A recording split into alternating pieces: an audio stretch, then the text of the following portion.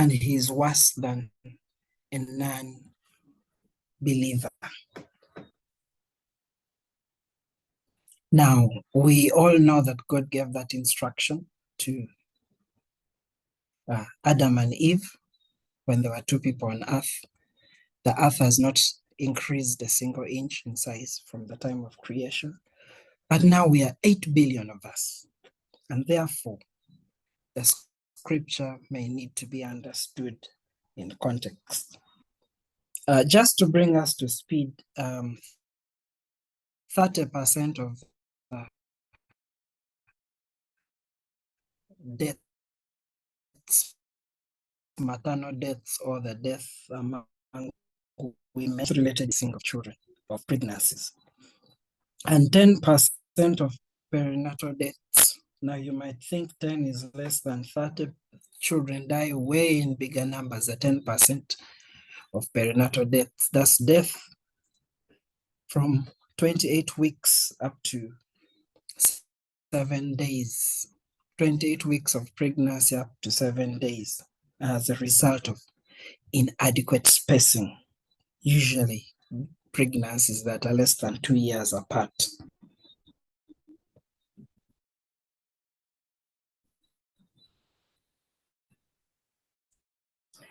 In 2021 alone, 46% planned. To be more specific, 33% wanted to get pregnant later, and the other 13% did not want any more children.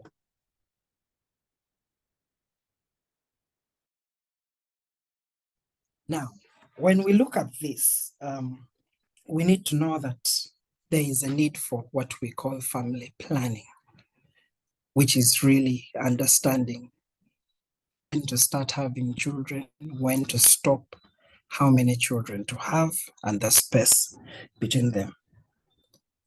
I am Dr. Moses Odot. I work as a family advisor for USAID Uganda Health Activity, and I'll be your moderator this evening.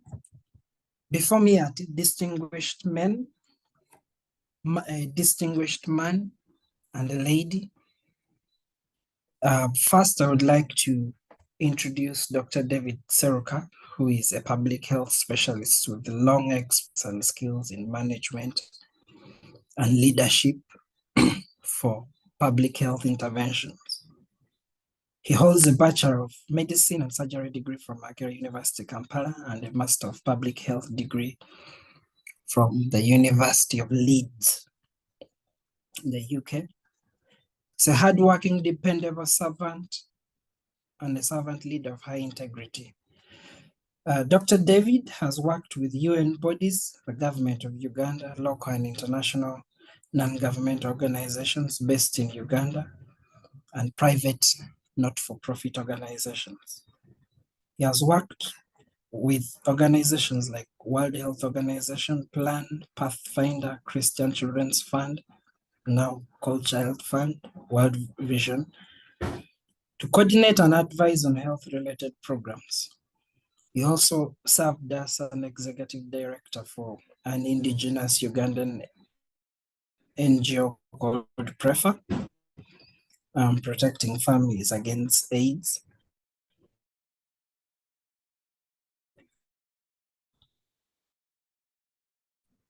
Currently, he's working as a principal program officer under Science, Technology, and Innovation in the Office of the President.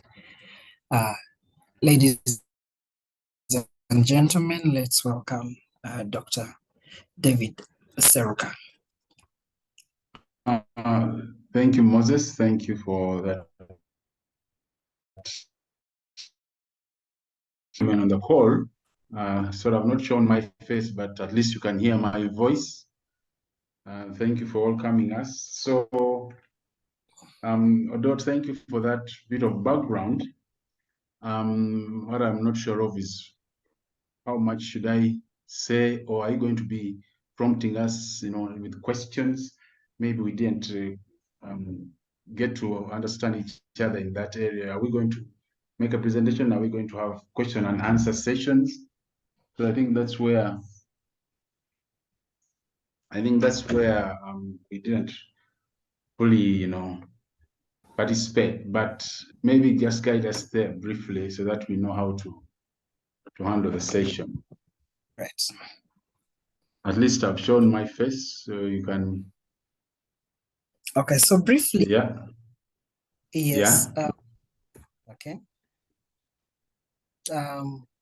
So briefly, we had an opening prayer and I gave my opening remarks. Yes. And so this was just an introduction of the panelists. Oh, And then we would invite you to share briefly okay. on what you have planned. And then I'll invite also Dr. Judith. Okay, thank you. And then we shall have a Q&A session and your parting shots, and we finish. Thank you. Thank you. Okay. Thank you. So our second panelist is Dr. Judith Onzivua. Judith is a specialist. She's an obstetrician and a gynecologist. She prefers to describe herself as a princess of the Most High God, a wife and a mother of a wife to Dr. Onzivua, who happened to be my teacher at one point, a mother of many, called to the public service in the health area, ministering to girls and women. She's a senior consultant in Mulago Women's Specialized and Neonatal Hospital, and is also a certified trainer in sexual reproductive health and rights. She's a champion and a leader in cancer care in Africa, to be very specific, for gynecological cancers or cancers of the reproductive system of women. Let's welcome Dr. Judith Onzivua. You could unmute and just say hi.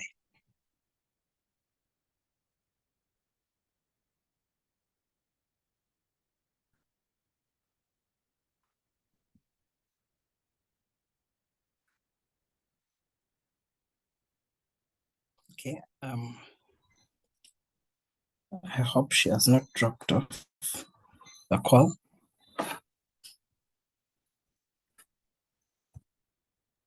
I think she's there.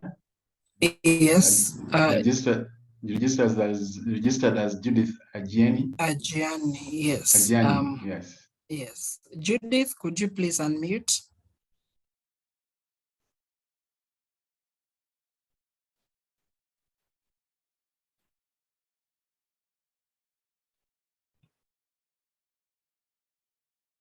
Okay. Good. Paul, I don't know if you could help with the technology.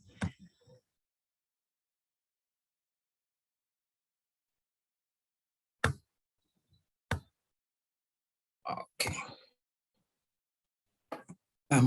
For some reason, Judith is not able to unmute. Maybe you could. Okay. We shall follow through as we continue. Okay. I will call. All right. Okay.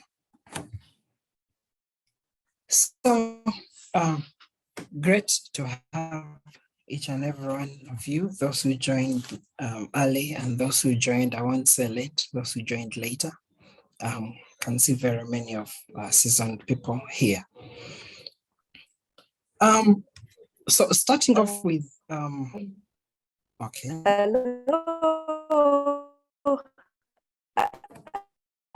I finally managed to unmute a bit. Okay. Hello. You think you can get a better network because we are hearing you in a robotic voice?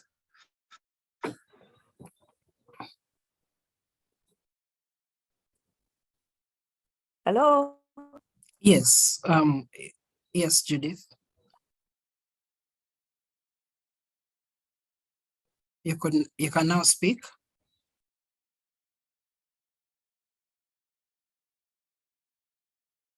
Do you hear me better now? Still Okay. not so. Sorry about that. Yes. Okay.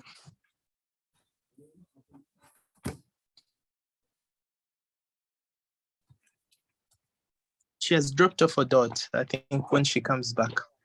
Yeah. Okay. So starting off with Dr. Serukka, probably having this discussion from a more Christian perspective. Walk us through why family planning.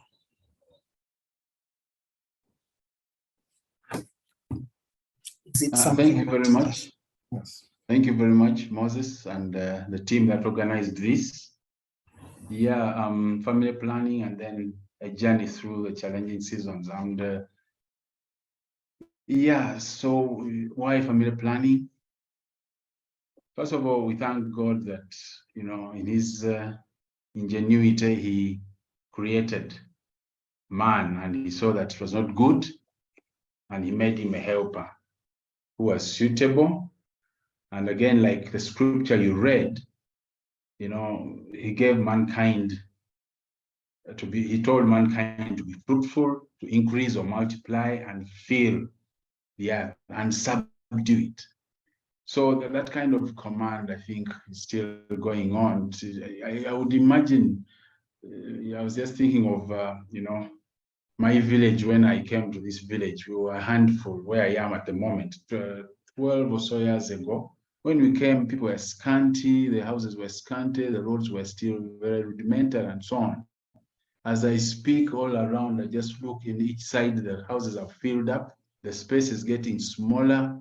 And I mean, you did describe a scenario where, you know, the populations are now growing, so many kids are dying, you know, by the minute kind of.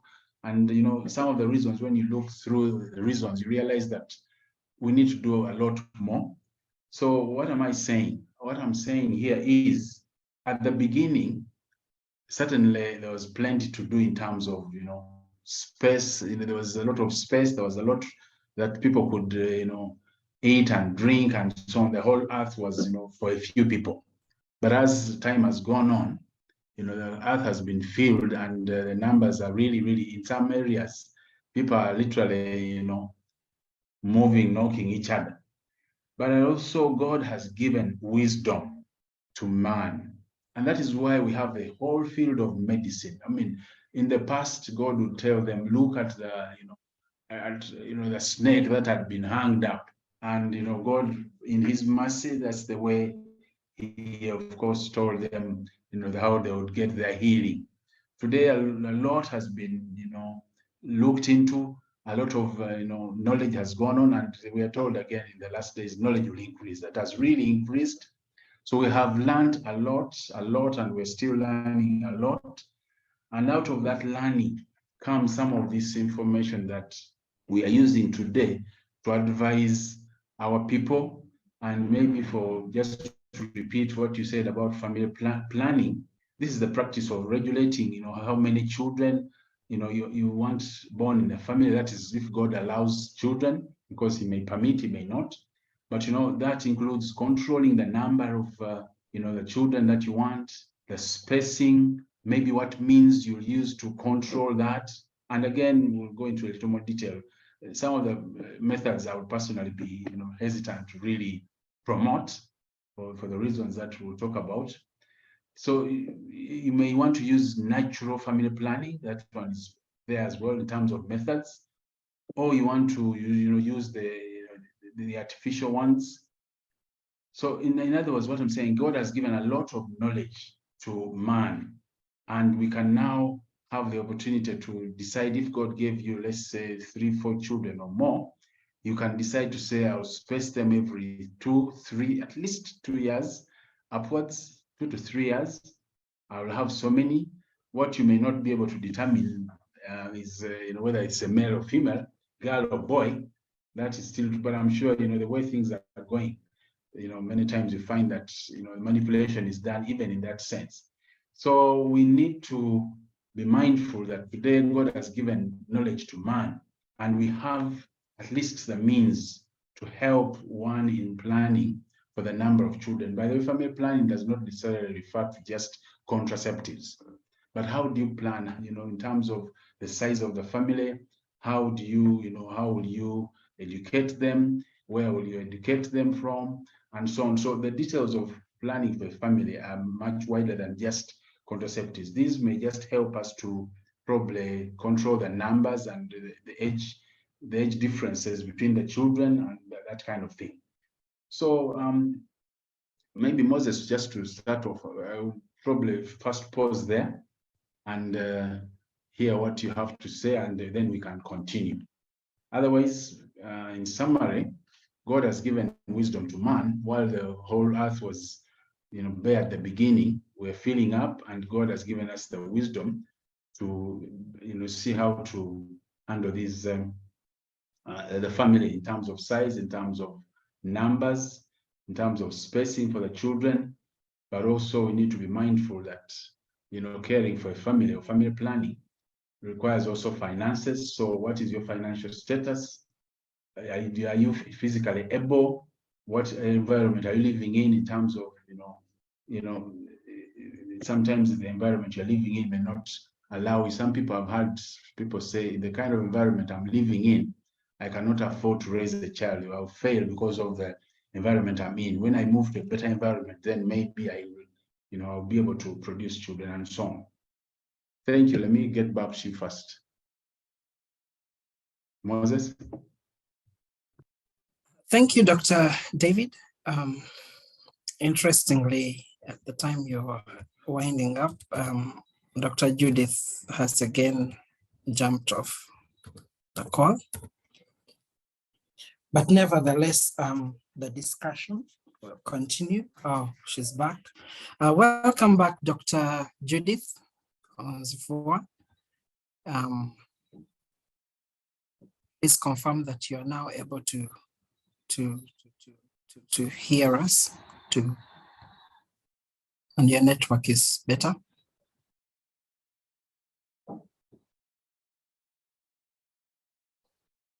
Dr. Judith?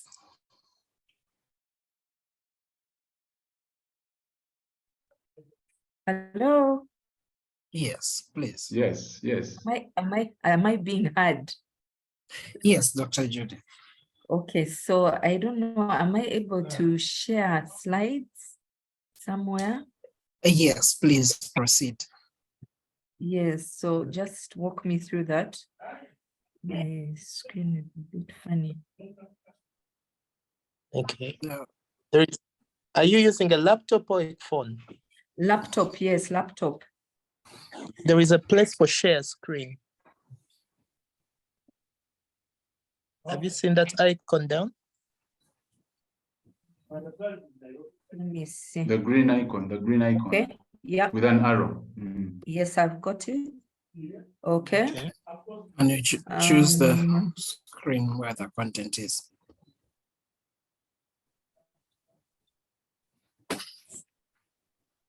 Okay, brethren, let's listen in from Dr. Judith. I already introduced you. Sorry for that network inconvenience that has been going on. Okay, all right. Yes. So good evening, people. Yes, I'm going to run through this as fast as I can.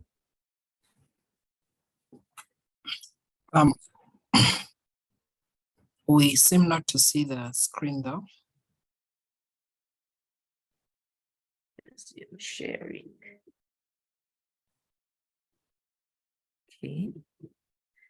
Do you see it now? No. You can unshare and I try to reshare again. Okay, we just see a blank screen. I don't know.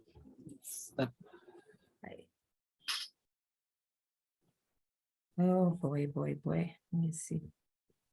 Judith, can you post it? Can you email it to Paul or maybe? Let me see. Can you email it? Yeah, let me try. Okay, let me try to share again. Let me try to share screen again. Yeah, screen options.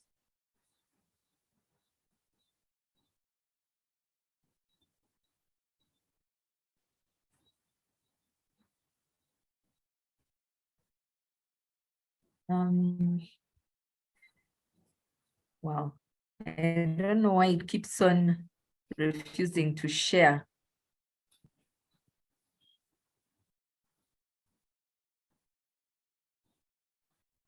Judith, I'm thinking, is there a way you can be, I don't know that you have someone to help. As the email, you can be talking, and Yes. maybe so that we catch up on a bit Okay. of time.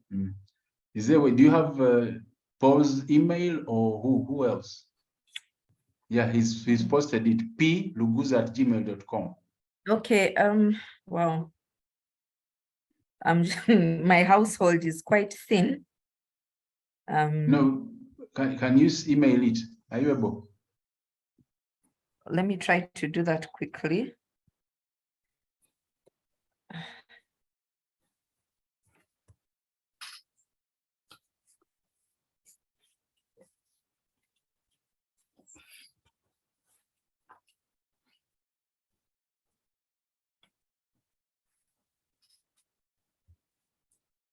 Okay. In the meantime,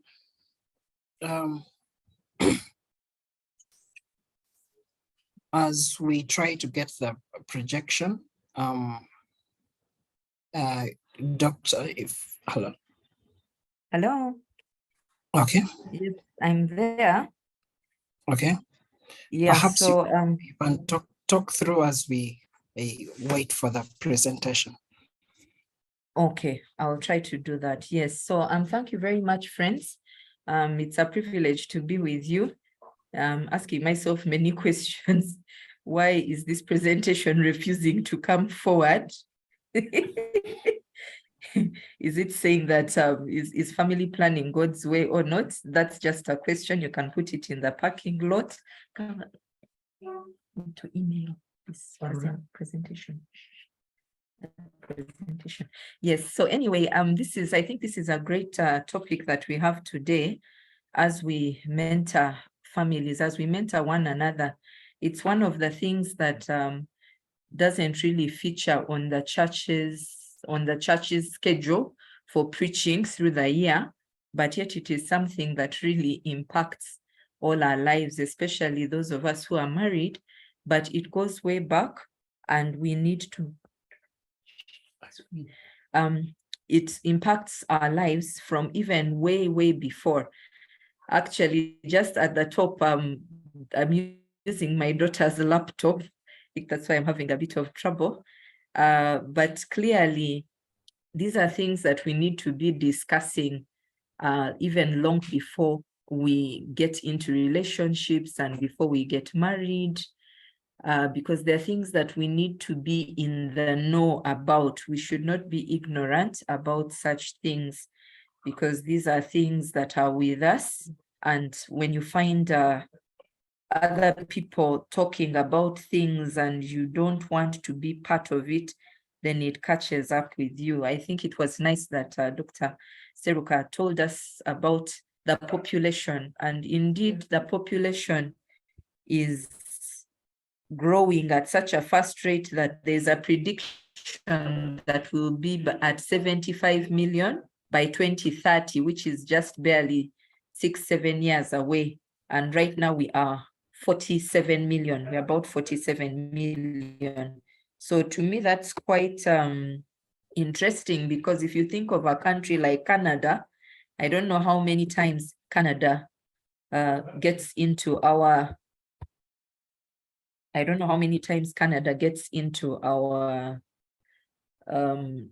we fit into the Canada's space.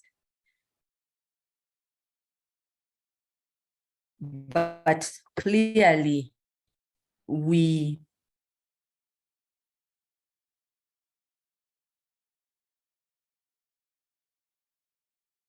have even more than what Canada has. Canada has about 40 million people for its population. So can my screen be seen now? Hello?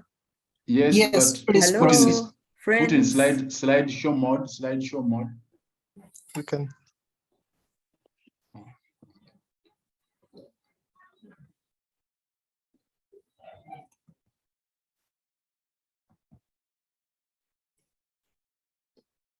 okay. Um, Is it Paul projecting or it's Judith? so where's the slideshow mode now? In would it's actually from my thing here. It's showing me that I am screen sharing now. Yes, yes, we can see the first. Yes, you are. We can see the screen. Yes. Okay. All right. Okay, so we you can can see hear the me. first. Okay. Yes. Can you see this? Yeah, we can. Okay. We are now moving together, right? Hopefully. Hello. Please encourage me. Put in slideshow mode if you can, then continue.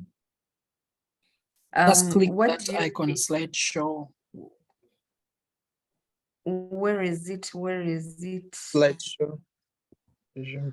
Just click on resume slideshow and continue. Okay. Now I don't even see the resume. Okay. Maybe I just think continue. it's okay, just proceed. Okay, I'll just manually move it. Okay. So just by way of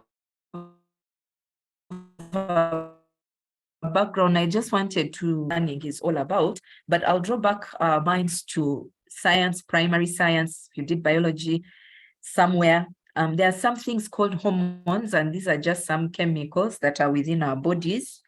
And there are three reproductive hormones, three major reproductive hormones in the body. And these are namely estrogen, progesterone, and testosterone. All the three are actually found in both males and females, but of note that estrogen and progesterone are more commonly found in larger quantities in the females, and they have just a little bit of testosterone. While for males, it's predominantly testosterone, and then estrogen and progesterone are found in smaller quantities.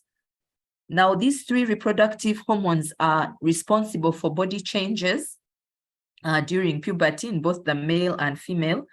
And estrogen is the major one for the women, causing body changes during puberty, but it also helps the lining of the uterus to grow. And progesterone, on the other hand, causes people to gain weight, women to gain weight, but it also raises body temperature in the middle of the cycle. And it's also responsible for secreting some mucus at the mouth of the uterus, the mouth of the womb, also known as the cervix. That's the part which opens during delivery.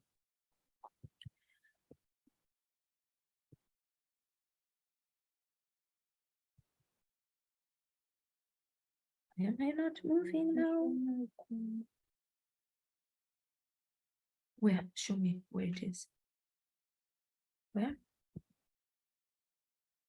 Help me.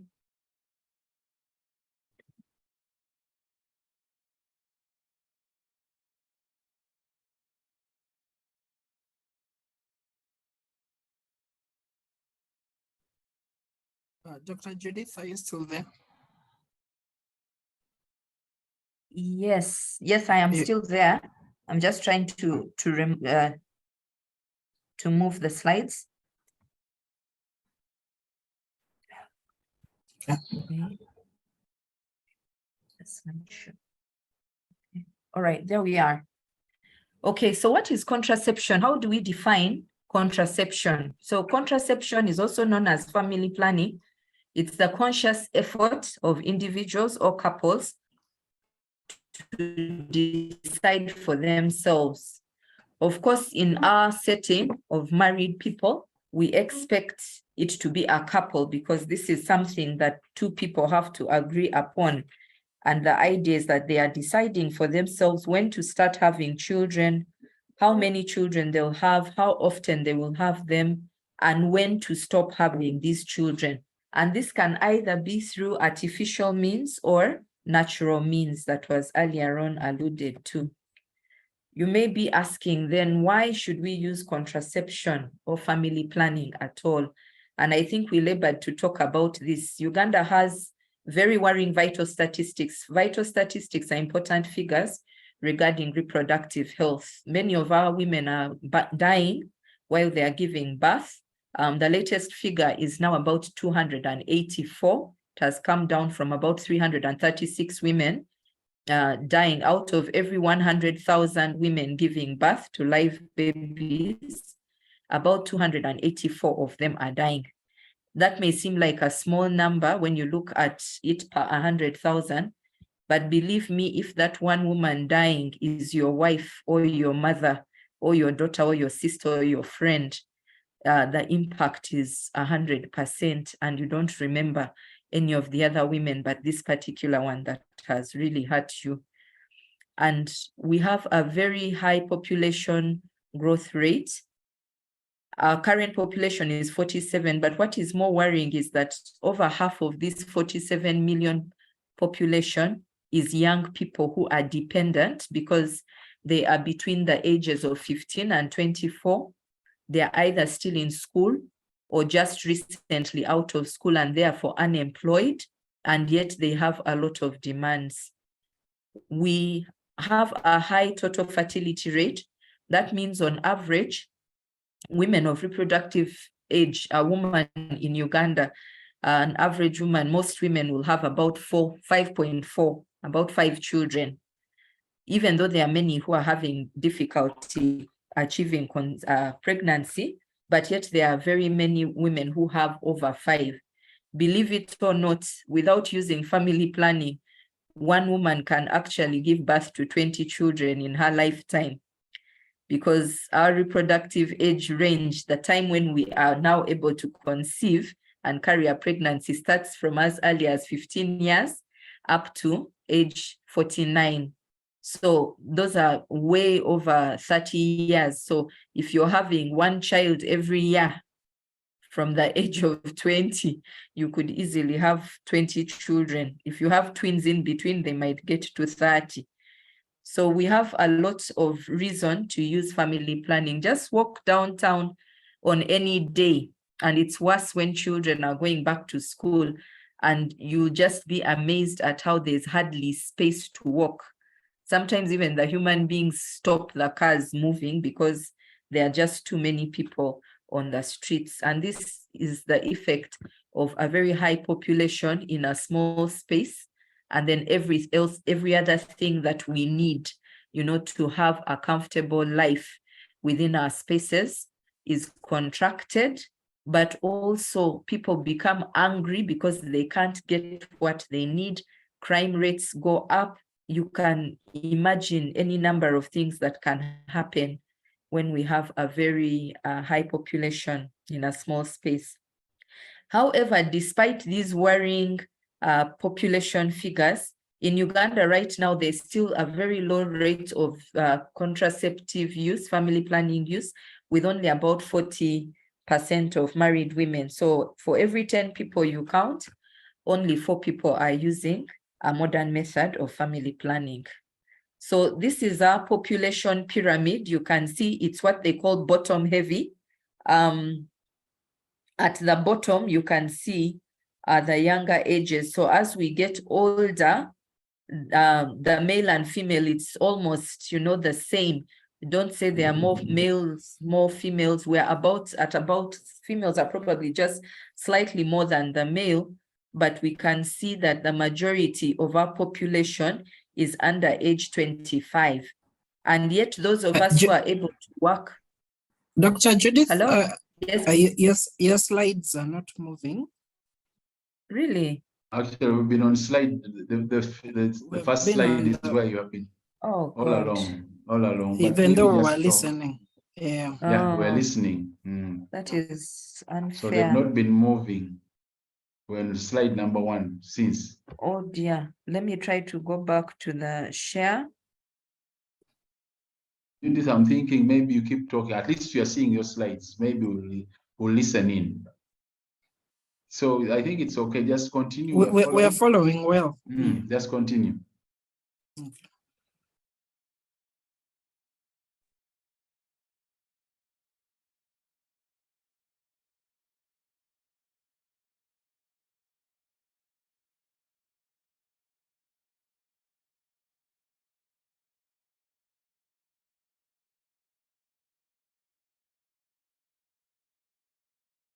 Doctor, kindly continue. I think you can share the slide.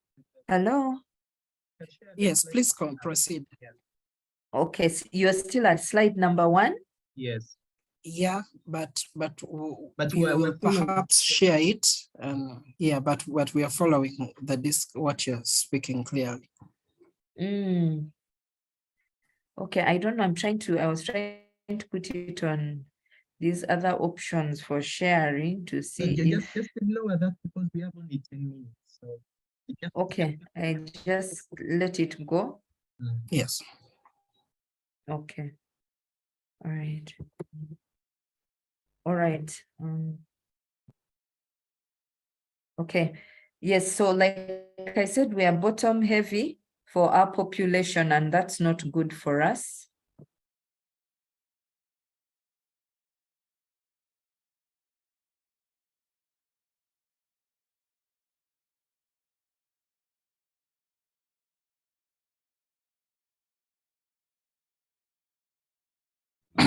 Dr. Judith, I think we've lost you again.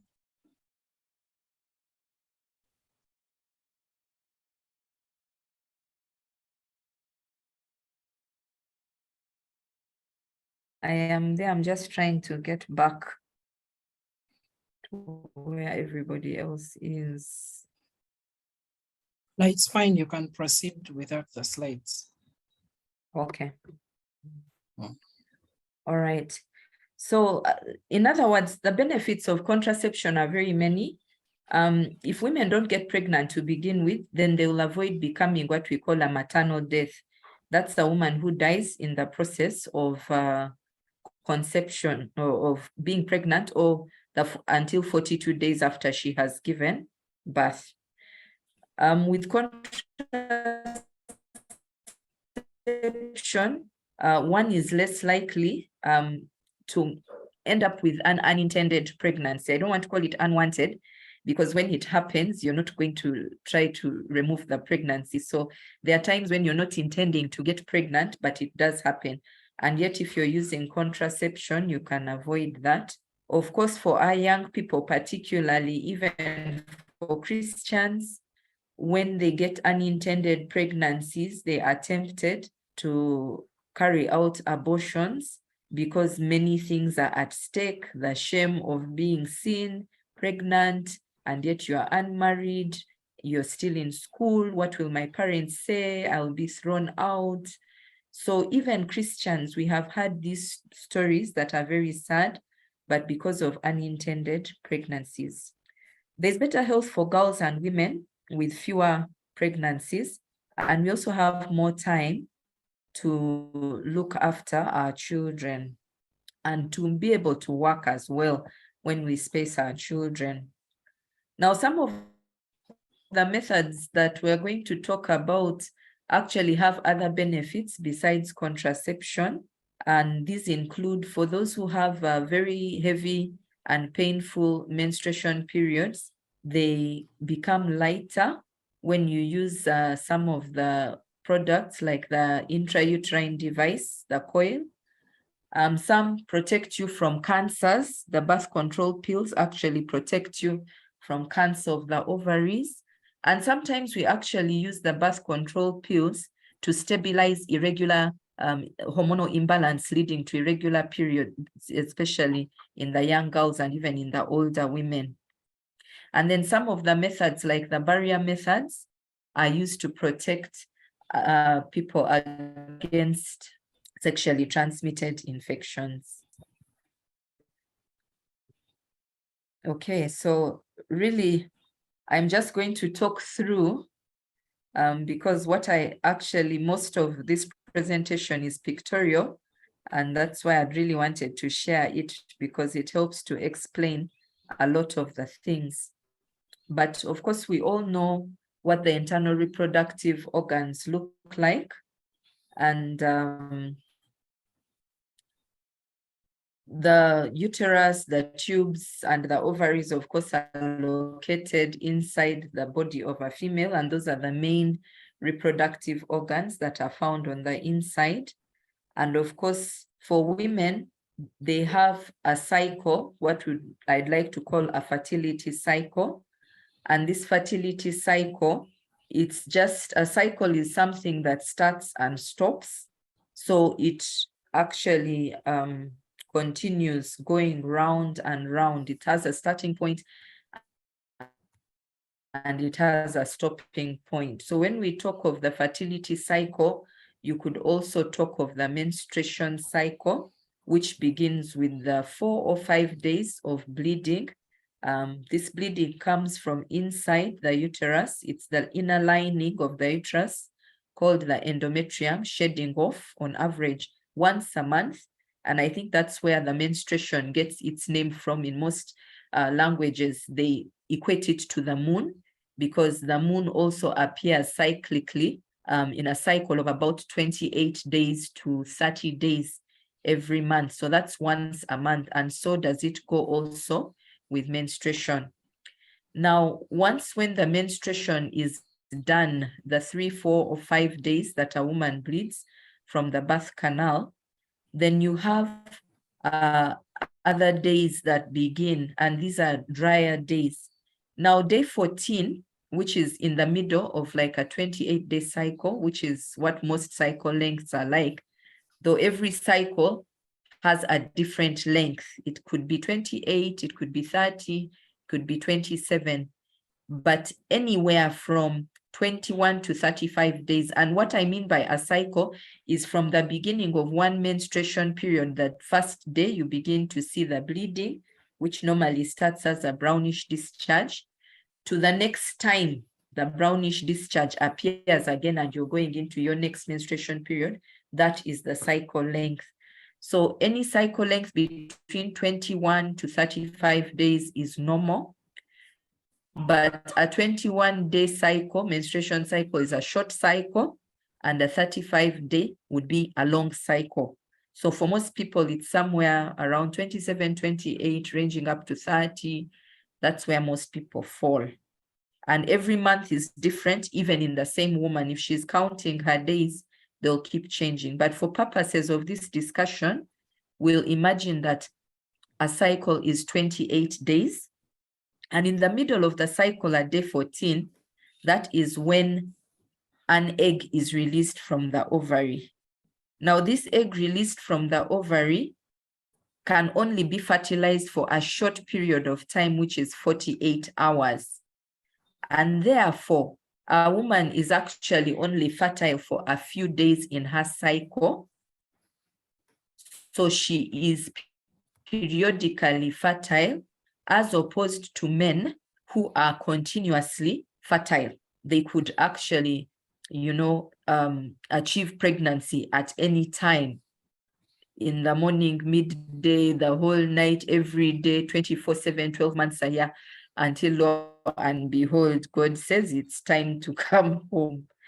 So for the women, that small window of fertility is what actually allows us to manipulate that fertility period so that we can come up with methods to either postpone fertility or to stop it altogether, to stop the egg meeting with the sperm.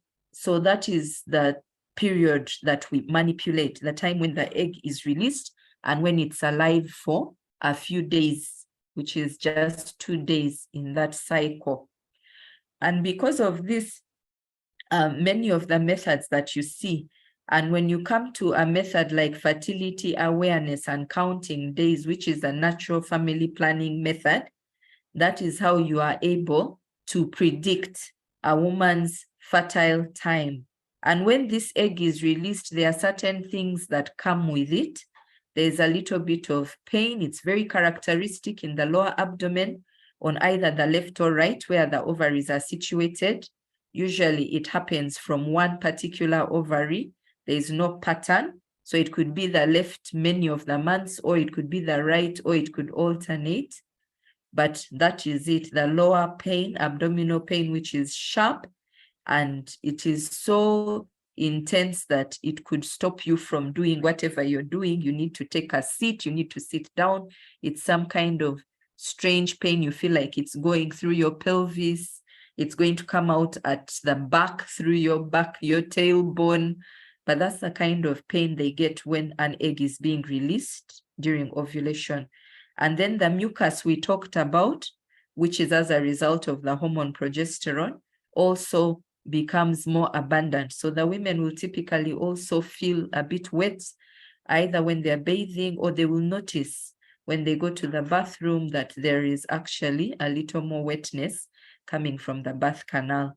And these are usually signs of ovulation. And then the third thing that is usually quite the third thing that is usually quite interesting is that the sexual desire is also heightened during this time, which I believe is God-given, because it's nature's way to make sure that human race is preserved. Since the women are only fertile for a short time, if the egg is passing by and she has no desire for her husband, then it might just go unnoticed and conception will not occur. So those are the three things that people can look out for. Of course, after the egg has been released mid-cycle, the days after ovulation are actually an easier time to avoid pregnancy, because there are many more days and there is nothing to worry about. So that is, in a nutshell, the fertility cycle. So what are the modern methods that we are talking about?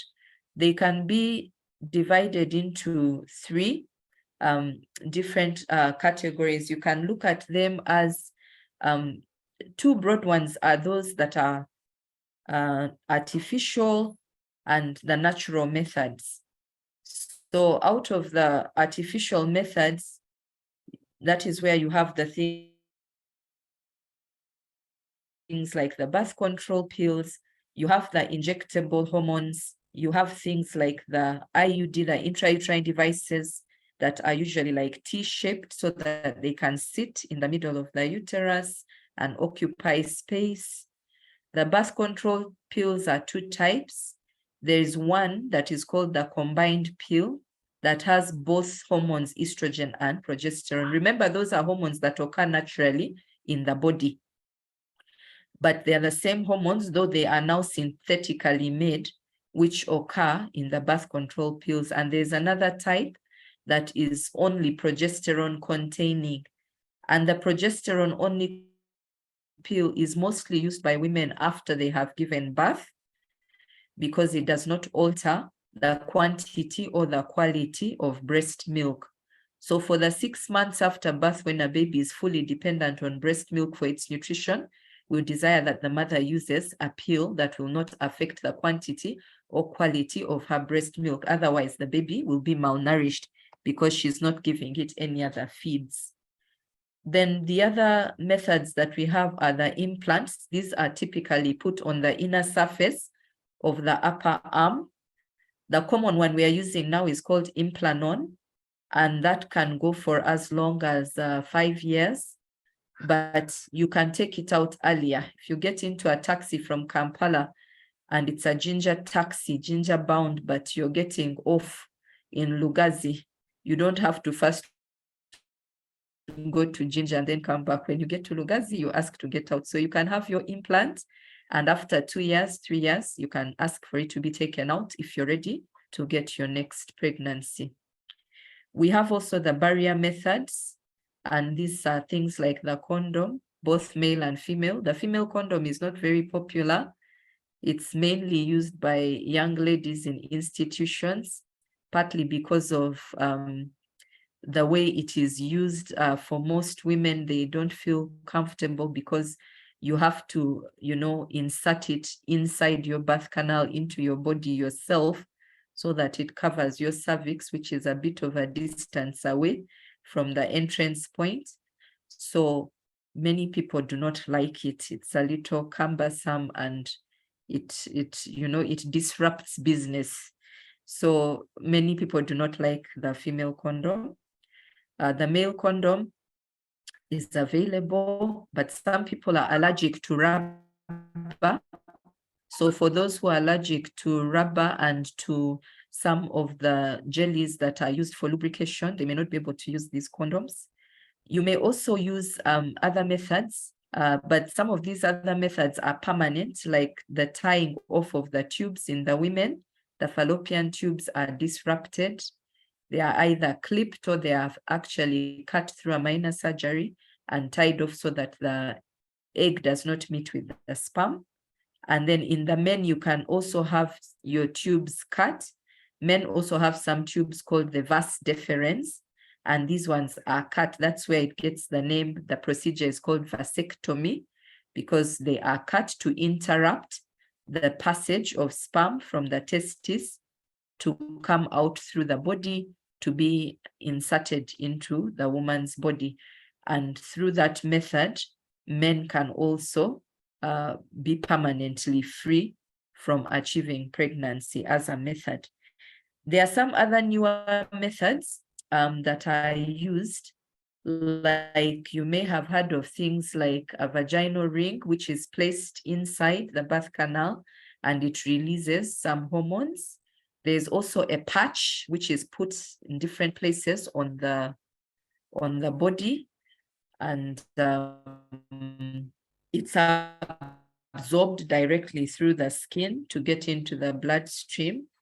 The moon beads are less commonly used, but a very nice method of natural family planning. It's moon beads, they look like a necklace, but they are color-coded. And there's one red bead at the starting point with an arrow that shows direction to move the ring. So the ring is moved on a daily basis, and the color coding is such that wherever there are brown beads, those are safe days during which intercourse is likely to achieve pregnancy. But the white beads are the ones that signify one needs to abstain. Also, the injectable methods, the injections most commonly are the ones that go every 3 months.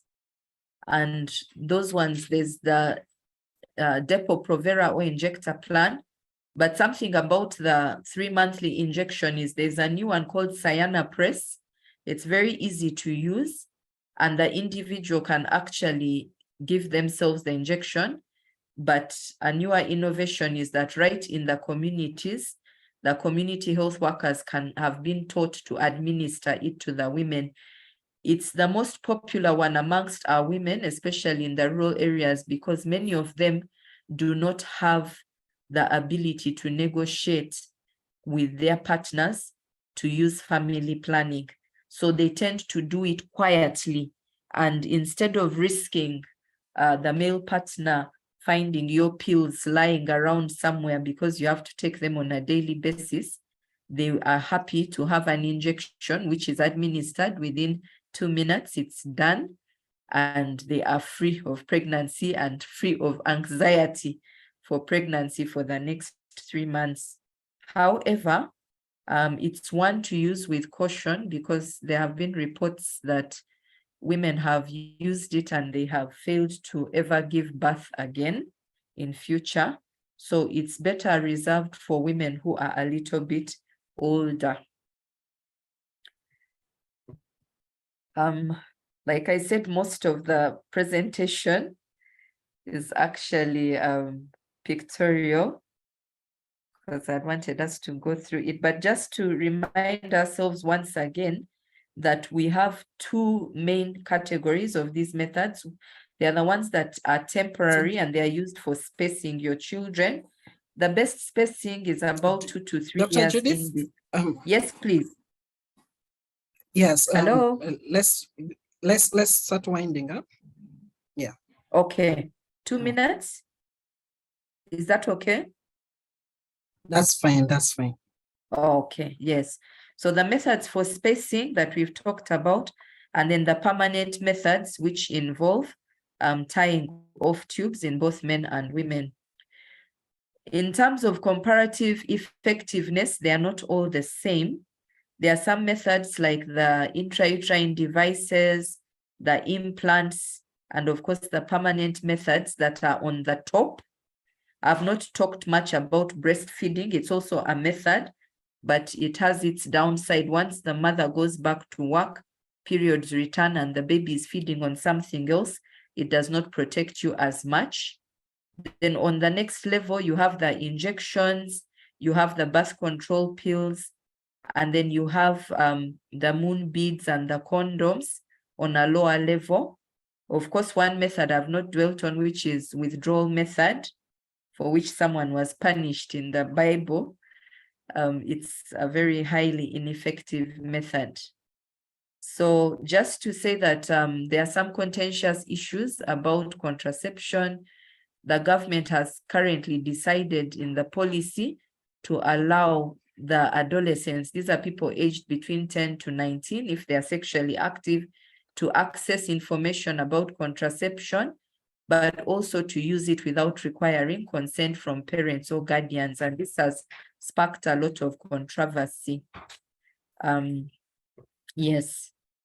In terms of who can use methods and which one, what we need to know is that not every method is suitable for everyone and anyone. You must go to a provider who should take you through a check for eligibility for a method. There are some common conditions like high blood pressure, people who have had previous blood clots, where pills and monthly injections may not be advised. If you've had breast cancer before or liver disease, you may also not use the birth control pills that contain estrogen in them. For people who have HIV and AIDS, we generally say they should use dual methods. Of course, we encourage them to use barrier methods all the time unless they are planning to conceive, in which time we tell them to just have sex for a few days and try to achieve a pregnancy. But they can also use other methods as well. Myths, misconceptions. People think family planning causes cancer. They won't get pregnant again. They've said a lot of weight gain. Many think it's not good, it's altogether bad. But I've tried to explain that the ones that have chemicals in them use the very chemicals that occur naturally in the body as hormones. So, ladies and gentlemen, I am so sorry that you have not seen this presentation, but I will send it to you still. That's as best as I can talk you through it. So thank you very much. I know you've listened in attentively. There are many people participating in this, and thank you so much for having invited me and giving me this time. Thank you, Dr. Judith, for the wonderful presentation. Sorry that we may have rushed you. This conversation can always continue. I would perhaps request 2 or 3 people who may have a question or a concern regarding family planning. It's very interesting that actually today in Ginger we are training, VHTs on use of cyanopress, which is the self-injected contraception. Okay.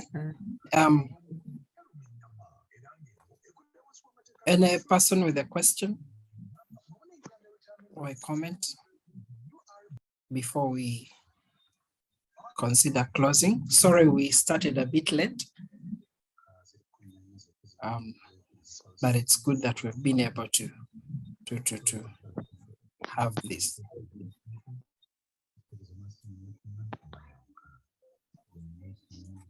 Okay, if no questions,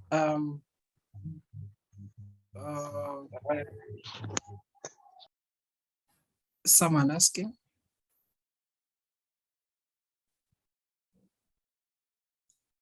Okay, great. If there are no questions, we shall proceed into the last section of this discussion, which is basically the parting shots.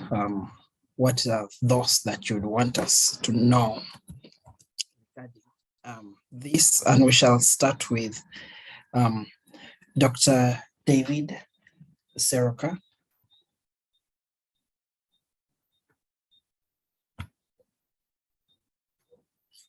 Yeah, thank you, thank you, Moses, Dr. Odot, and thank you, Judith, for sharing with us. Of course, we've had those interruptions. We would have probably loved to do a little more, but what I can say is this family planning bit, begins with two people. When you are two of you and you don't have the children yet, and then you start going into having children.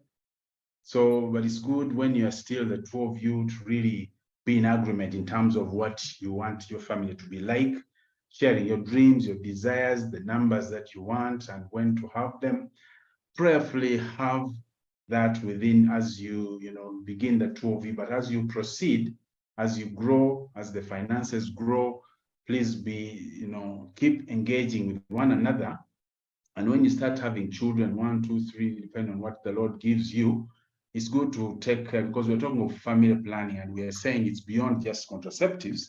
Make sure you plan for the family, take good care of, of them. When it comes to time for the immunization treatment, when they are sick, it's good to both of you to participate and not just the mother. The mother, you see the mother is going for maternity, antenatal immunization. It's good for both of you to be part of that journey, so that you enjoy it together, because we are talking of building of family planning and its outcome. So it's good to go to support one another in that, especially the men here. And then training the children. We didn't say much. I had a few things on training the child in the way they should go. It should be the two of you. And when they are full grown, they should not depart from those ways. And then we are told in Deuteronomy to impress the commandments on the children, talking to them and so on.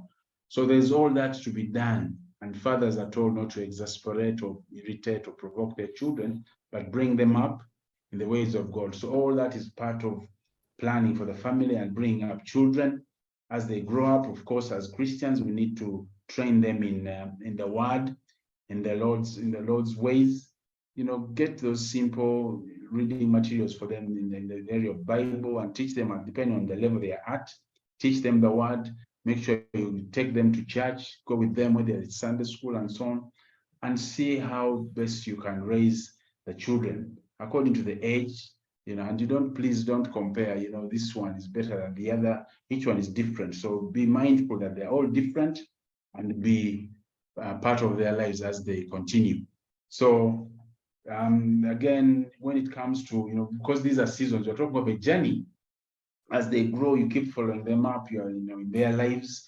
When it comes to school, you're part of their schoolwork. You're asking them what is the teacher telling you, and be part of their work, the homework they do. Make sure you participate in what they're doing. Look at their books and talk to their teachers, so that you get to know what is happening with your children. Of course, as they keep growing, they get more and more independent, but still it's good to keep in touch with them. And again, here we're talking of not just the mother, but both the mother and the father. Support them in whichever way. When it comes to holiday time, make sure there are programs for them for holiday and so on. So as they keep growing, the needs are different, the demands are different. And as you plan for that family, until, I've seen on the chat, I've seen people who are probably, in terms of planning for the family, rather in terms of raising, having children. I saw Uncle Damon, I'm seeing the Omuyas and so on. These are people probably who are no longer producing children. Maybe we are talking now of grandchildren. So you grow, it's a journey like it was mentioned, and we need to be mindful of that journey, see how to support them when it comes to times when they are wedding. How do you support them? What kind of encouragement do you give to them? And how do you support them in all those areas? So just saying that, please, as they grow, let's walk with them. Let's make sure that both of us, the husband and wife, mother and father, are in their lives. And then sometimes the Lord may not necessarily give you children of your own, that is biological, but I've known again people who actually have adopted children. So when you do that, again, the process is probably similar. Raise them up in the fear and in the knowledge of God. So those would be probably my parting shots in terms because of the time that was given. I thank you so much. Back to you, Moses. Okay, thank you, Dr. David. And over to Dr. Judith, but as you give the parting shots, questions here, someone has heard of cases of people, someone getting pregnant when they have had a permanent method. How is this possible? Then the second one is someone would like to get more information about the intrauterine device. Is it abort efficient or not? Basically asking, they are always asking whether it works by aborting the fetus. And great. What would you advise for people using morning after pill as a family planning method? Over to you, Dr. Judith. You could answer that as we close. Okay, thank you very much for those questions. I'll start with the one about getting pregnant after a permanent method. So when this permanent method is done, the uterus is such that it has some other structures on it that look similar to the fallopian tubes, but they are a little more firm. It is possible that erroneously someone could tie off the other one, which is not the fallopian tube, but also depending on the method that has been used, there could be what we call recanalization, the two ends that were cut, or if you just did, you occluded them maybe by using a clip, which people do sometimes, they could reunite. It's not common, but that may be the reason why that happens. And therefore, in terms of legal issues, ideally, we, the practitioners, when we carry out that permanent method, we are supposed to take that piece of tissue and send it to the pathologists who look at tissue and tell you this is what it is, to make sure that you cut the right structure. The IUD, yes, the way it looks, it sits as a mechanical barrier within the uterus in that space. And yes, people have said that it is possible that the egg could actually still meet with the sperm, because there's still a lot of space for the sperm to travel and meet with the egg. And in that regard, many people actually feel like sometimes conception takes place, but the embryo is not able to attach because it finds the IUD sitting at the site, intended site for its attachment. So in that regard, yes, one could say that those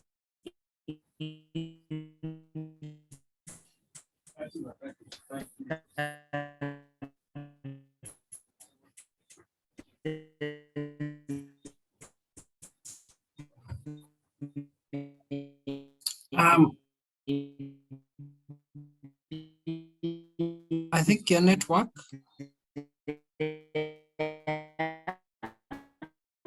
So Judith, I think your network is not very.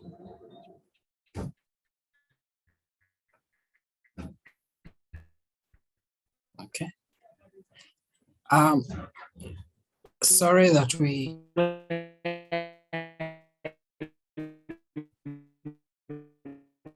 Sorry that the network has not allowed us to listen to Dr. Judith's response. Friends,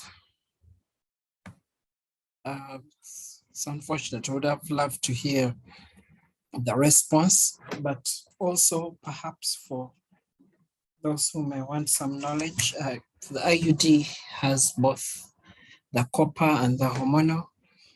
The copper releases copper ions, which spermicide, or they kill sperm. And also, like the doctor explained, the other one is a barrier. Family planning is beyond birth control. That is good. That's true. We shouldn't understand it as just, that's why we call it family planning. What would you advise for people that use morning after pills as a family planning method? morning after pills are emergency methods, and they're designed to be used once or twice in a menstrual cycle. We not every day. Then if it's every day becomes an emergency, then perhaps you would look for a more permanent method. Hello, Moses, thank you. I think you Yes. answered that. Okay. Yeah, so yes, that emergency contraceptive pill, the other time we use it is in cases of rape and defilement, when we do not want someone to get pregnant. But like you said, it's a high dose of progesterone, and it actually ends up disrupting your normal menstruation cycle so that your days are altered and your menstruation period may not come when it should, then you really get pregnant. So it's not a good idea. Every day can't be an emergency, I agree. And finally, just to say, one very, very important method is abstinence. For our young people, let us ask the Lord to give us grace to model to them, but also to encourage them to grow up chaste, to abstain from sexual activity.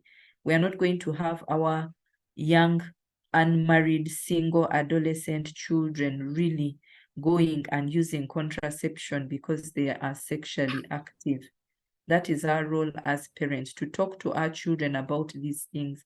Sex doesn't run away. When they grow up, they'll still find it. It will be here, even on the last day when the rapture occurs. So we need to ask these children to wait, to be patient, to look at their bodies as temples of the Holy Spirit, and to begin to take pride in remaining virgins, not just for females, but also the males, to emphasize this. And for some of the couples I've seen in DC, where both the male and female have come to their wedding day when they have grown chaste, I think they need to start that ministry so that they actually talk to the young boys and girls and tell them it is possible. By God's grace, we did it. You can also do it. So for me, that is a very key thing. And just to emphasize that in this matter of family planning, you must be in agreement. Women, no matter how much the temptation is to just walk off and go take a method because you feel you don't want to get pregnant, or you want to have just a few children because it's fashionable, or you just don't want to look after children, please, the marriage is for two people. The two become one. So even in such an important decision, they must be one. I think I'll stop there. Thank you so much, Dr. Judith, Gianni, Onzivua, and thank you so much, Dr. David Serukka, for dedicating your time, your knowledge, and sharing this evening with us on the topic of family planning. And those who have attended, I know about 10 may have dropped off from 32 and now at 22, but thank you for persisting. Sorry that we apologize for inconsistencies in the network, but we believe that we can always have, or the message has been sent across. Would perhaps continue this very discussion on the 13th of next month, and we shall see how that goes. Otherwise, have a great evening, and may the Lord bless you all. Thank you. Welcome. Bye. Thank you so much for listening, and bye.